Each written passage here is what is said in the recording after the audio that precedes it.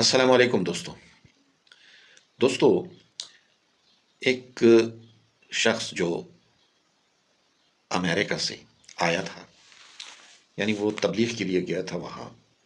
تو وہاں سے جب آیا تو اس کی کارگزاری جب سنی تو اس میں ایک بات مجھے بہت پسند آئی، اور وہ یہ کہ وہاں کے جو نو مسلم ہیں وہ نماز میں بھی وہ کچھ پڑھتے ہیں، یعنی قرآن پاک کی وہ آیات پڑھتے ہیں کہ جن کے معنی انہیں آتے ہوں.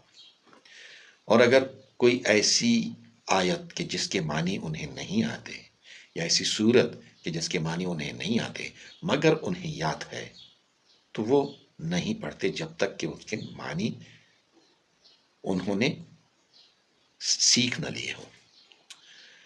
تو دوستو یہ بات مجھے اتنی پسند آئی کہ میں نے سوچا کہ قرآن پاک کی جو ہم سورہ بقرہ کے اوپر لگے ہوئے ہیں اس کی ہم معنی کر رہے ہیں، اس کی ہم تشریح کر رہے ہیں، تو کیوں نہ ایک ایسا سلسلہ بھی شروع کر لوں کہ جو آیات یا جو صورتیں چھوٹی چھوٹی ہیں ہم روزانہ انہیں اپنی نماز میں پڑھتے ہیں، تو ان کے معنی ہم سیکھ لیں اور ہمیں پتہ ہو کہ ہم نماز میں جو آیات پڑھ رہے ہیں ان کے معنی کیا ہیں. تو دوستو آج انشاءاللہ ہم 30ویں پارے کی سورہ 3 اس کا ہم اردو میں ترجمہ کریں گے اور تھوڑی سی اس کی ہم تشریح بھی کرتے جائیں گے. تو چلو دوستو شروع کرتے ہیں. بسم اللہ الرحمن الرحیم. شروع کرتا ہوں اللہ کے نام سے جو بڑا مہربان ہے، نہایت رحم والا ہے. والتین والزیتون وطور سینین وحاذا البلد الامین لقد خلقنا الانسان فی احسن تقویم ثم رددناه اسفل سافلین الا الذین آمنوا وعملوا الصالحات فلهم اجر غیر ممنون فما یکذبک بعد بالدین الیس اللہ باحکم الحاکمین. والتین والزیتون، اللہ تعالیٰ یہاں پہ دو پھلوں کی قسم کھا رہا ہے. یہ قسم ہے انجیر کی اور زیتون کی. وطور سینین، اور سینا کے پہاڑ طور کی. وحاذا البلد الامین، اور اس امن والے شہر کی. یعنی یہ اللہ تعالیٰ نے 4 قسمیں کھائی ہیں. پہلے انجیر کی قسم کھائی اور زیتون کی قسم کھائی. یعنی یہ وہ علاقہ ہے، عربوں میں یہ ہوتا تھا کہ جس علاقے کی جو پیداوار تھی یا مشہور جگہ تھی یا مشہور چیزیں تھیں، تو ان مشہور چیزوں سے ان علاقوں کی پہچان ہوتی تھی. تو چونکہ یہ جو انجیر ہے اور زیتون ہے یہ اس ٹرائنگل میں پیدا ہوتی ہیں جو آج مصر کے کچھ حصے ہیں، شام کے کچھ حصے ہیں اور فلسطین. تو اس ٹرائنگل میں یہ انجیر اور زیتون پیدا ہوتے ہیں.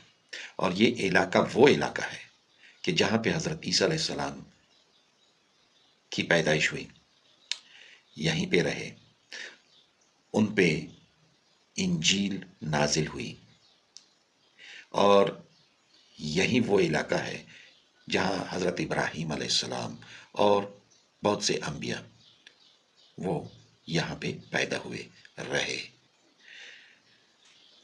اور وطور سینین، اور سینا کے کوہ طور کی. یعنی سینا وہ میدان کہ جہاں فرعون کے لشکر سے یہ جو حضرت موسیٰ علیہ السلام کی امت جو ہے وہ بچ کے اس میدان میں آئی، اور پھر کوہ طور اسی میدان میں ہے. اسی کوہ طور سے انہیں 12 چشمے نکال کر کے دیے گئے، اور اسی کوہ طور پہ اللہ تعالیٰ نے اپنی تجلی انہیں دکھائی اور اسی کوہ طور پہ حضرت موسیٰ علیہ السلام کو توریت ملی۔ تو یہ دوسری بڑی متبرک جگہ ہے۔ اور اس کے بعد چوتھی قسم وہ جو کھا رہا ہے وہ ہے وحاذ البلد الامین، اور اس امن والے شہر کی۔ اور وہ امن والا شہر کون سا ہے؟ مکہ المکرمہ، کہ یہاں کسی بھی چیز کو مارنا یہ گناہ عظیم ہے۔ یہاں جو بھی آیا اسے امن ملا، اور یہی وہ شہر ہے کہ جہاں حضرت محمد مصطفیٰ صلی اللہ علیہ وآلہ وسلم کی ولادت ہوئی، اور یہی وہ شہر ہے کہ جہاں انہیں نبوت عطا ہوئی، اور یہی وہ شہر ہے کہ جہاں قرآن کا نزول شروع ہوا۔ تو یہ چوتھی بڑی قسم ہے جو اللہ تعالیٰ اس صورت میں کھا رہا ہے۔ اور کس لیے کھا رہا ہے آگے وہ سمجھا رہا ہے۔ لَقَدْ خَلَقْنَا الْإِنسَانَ فِي أَحْسَنِ تَقْوِيمٍ، لَقَدْ خَلَقْنَا الْإِنسَانَ، البتہ ہم نے بنایا انسان کو، فی احسن تقویم، بہترین سانچے میں۔ اب یہ جو انسان ہے اسے اشرف المخلوقات کہا جاتا ہے، یعنی تمام مخلوق میں سب سے زیادہ اشرف، اس کو بہت بڑائی حاصل ہے انسان کو۔ دیکھیں بہت بڑی بڑی جگہوں کی قسم کھائی جا رہی ہے اس پورے کرۂ ارض میں، جو سب سے متبرک اور بڑی جگہ ہیں ان کی قسم کھائی جا رہی ہے، اور پھر اس تخلیق کا ذکر ہو رہا ہے کہ جسے اس نے اشرف المخلوقات بنایا، تمام مخلوقات سے افضل بنایا، سوچنے سمجھنے کی صلاحیتیں دی، کام کرنے کی صلاحیتیں دی۔ اور بڑے یہ تقویم جو ہے اس سے عربی زبان میں کیلنڈر کو بھی کہتے ہیں۔ کیلنڈر جیسے ایک کے بعد دو آتا ہے، دو کے بعد تین آتا ہے، چار آتا ہے، پانچ آتا ہے، اس طرح سے کوئی چیز سکپ نہیں کی گئی، ہر طرف سے بالکل صحیح سلامت اور اوپر کو اٹھنے والا، یعنی بالکل سیدھا کھڑا ہونے والا۔ یہ جو انسان ہے یہ تمام مخلوقات میں سے ایسی مخلوق ہے جو چوپاؤں کی طرح، کیڑے مکوڑوں کی طرح نہ تو رینگتا ہے اور نہ وہ جھکا ہوا ہے، بلکہ یہ سیدھا کھڑا ہے۔ بہترین سانچے میں ڈال کے انسان کو پیدا کیا گیا ہے، اور یعنی بہت بڑا درجہ دیا گیا ہے اس انسان کو۔ ثم رددناہ اسفل سافلین، اور پھر لوٹا دیا ہم نے اسے نیچوں سے نیچے، یعنی ایک طرف تو اس کو اگر وہ ضعیف العمر ہو جاتا ہے تو اس کی طاقتیں سلب کرنا شروع کر دیتا ہے، وہ اس کی بینائی کمزور کر دیتا ہے، اس کی گویائی کمزور کر دیتا ہے، اس کی سنوائی جو ہے وہ کمزور کر دیتا ہے، اس کے جسم میں ضعف آ جاتا ہے، وہ چل پھر نہیں سکتا ہے، آخر میں وہ لیٹ جاتا ہے یا بالکل ہی دوسروں کا محتاج ہو جاتا ہے۔ یہ اللہ تعالیٰ ہمیں وہ پورا وہ بتا رہا ہے کہ دیکھو تم طاقتور ہو ابھی، مگر تمہیں ضعف بھی آئے گا، تم دوسروں کے محتاج بھی ہو جاؤ گے۔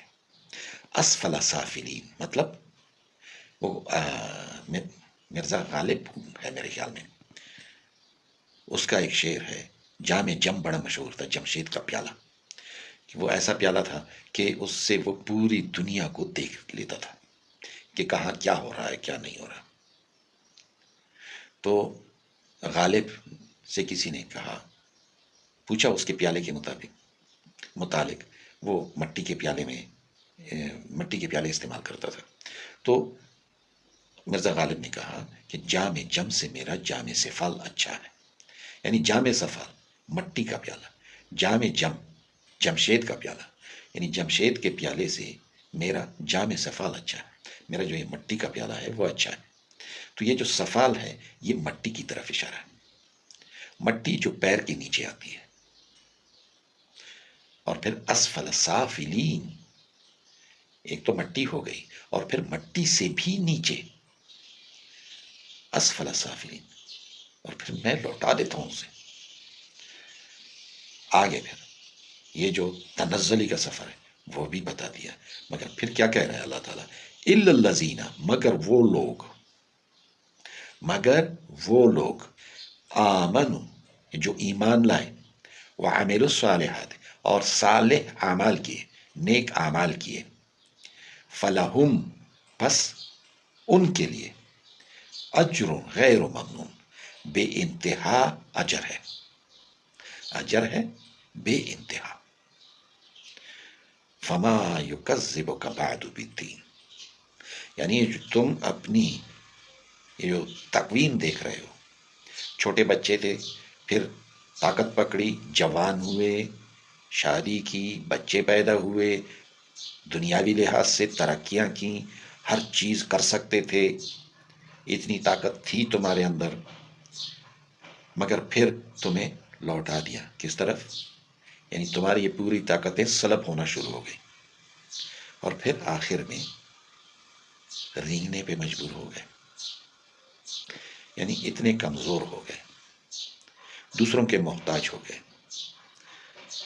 تو یہ پورے جو یہ سرکل ہے، اسے دیکھتے ہوئے کیا تم، فما یکذبک بعد بالدین، بس کیا تم جھٹلاتے ہو بعد بالدین، اس کے بعد آنے والا جو یوم جزا و سزا ہے، کیا اسے تم جھٹلاتے ہو؟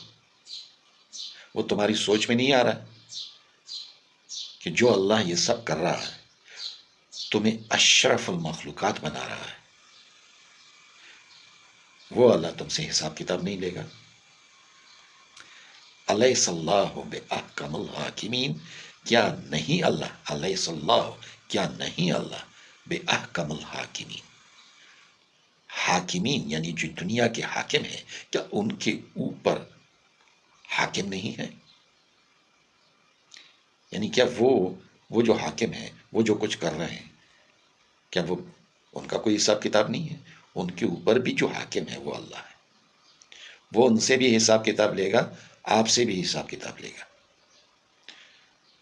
تو یہ ایک بہت بڑی صورت ہے، اگر اس میں ہم سوچیں تو اللہ تعالیٰ جو یہ 4 چیزوں کی قسم کھا رہا ہے، یہ بہت بڑی قسم ہے۔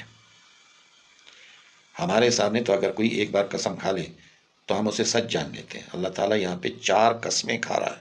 والتین والزیتون، قسم ہے انجیر کی، قسم ہے زیتون کی، وطور سینین، اور کوہ طور کی جو سینا میں ہے، وحاذ البلد الامین، اور اس امن والے شہر کی یعنی مکہ کی۔ 4 شریعتوں کی قسم کھائی جا رہی ہے، زبور کی، توریت کی، انجیل کی، اور قرآن کی، اور جلیل القدر پیغمبروں کی جائے پیدائش کی قسم کھائی جا رہی ہے۔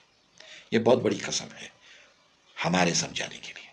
دوستو، کل انشاءاللہ ایک اگلی صورت۔ اللہ حافظ۔